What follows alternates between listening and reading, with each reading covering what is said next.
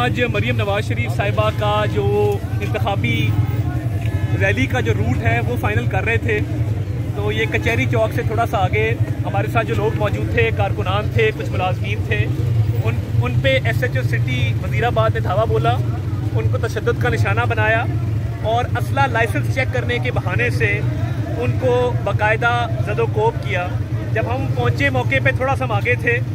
तो SHO city ने बदतमीज़ी की और हमारे साथ लोगों को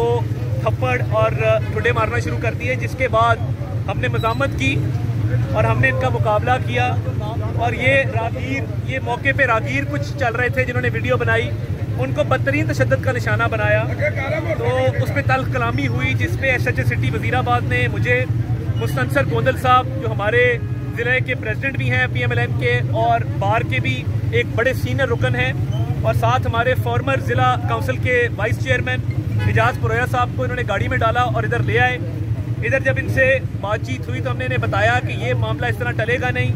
और मीडिया की भी मेहरबानी, कारकुनान की भी मेहरबानी, और ये ओछे हथकंडे अब ख़त्म हो चुके हैं। ये हमारी जीत है, हम निकल के आए हैं और इंशाल्लाह मैं ये CPO गुजरांवाला सरफराज फल्की साहब को मैं पैगाम दे देना चाहता हूँ, आपको हुकूमती MNAs MPs के साथ असला नजर नहीं आता,